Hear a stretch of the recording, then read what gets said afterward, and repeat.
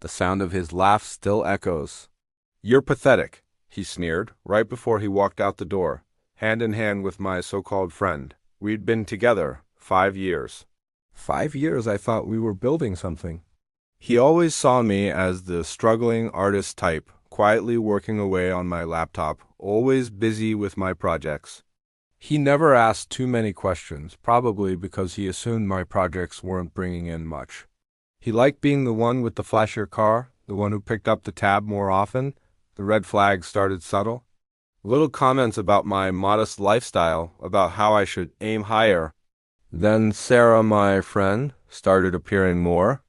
She was flashy, always talking about her family's wealth, her trips, her investments. He'd look at me differently when she was around, a sort of pity mixed with something else I couldn't quite place. He started comparing us subtly at first, then not so subtly. He saw my quiet focus as a lack of ambition, my frugality as a sign of financial weakness. What he didn't see was the asterisk. Why asterisk? It all culminated that Tuesday morning. I'd just closed a significant deal, something I couldn't tell him about, and I was buzzing. He walked in, Sarah on his arm, and he looked at me, really looked at me, like I was something under his shoe. "You're pathetic," he laughed, a genuine, dismissive laugh.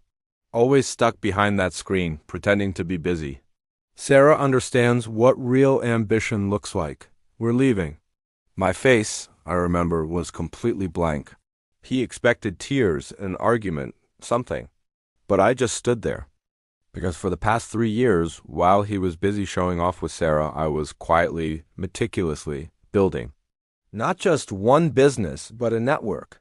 Shell companies, holding companies, investments diversified across continents.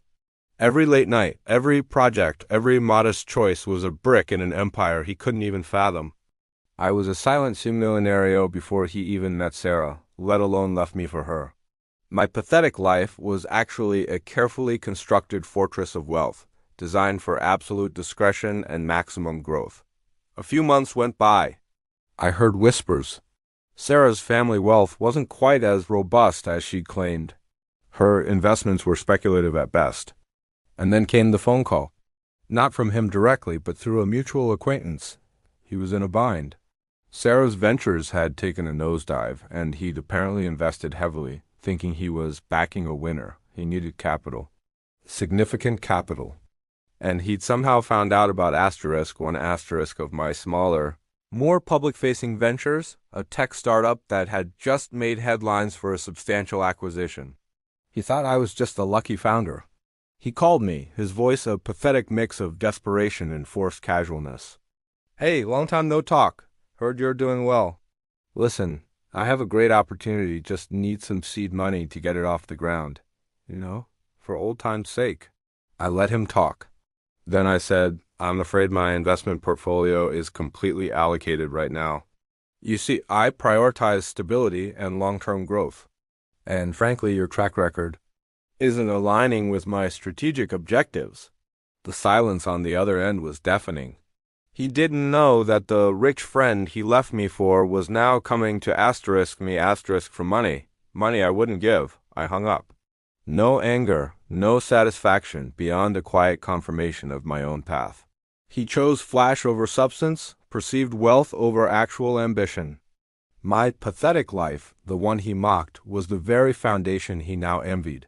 I closed my laptop, the screen reflecting the city lights. Some battles are won not with shouts, but with silent, strategic moves, building an empire while others are busy laughing at what they can't see.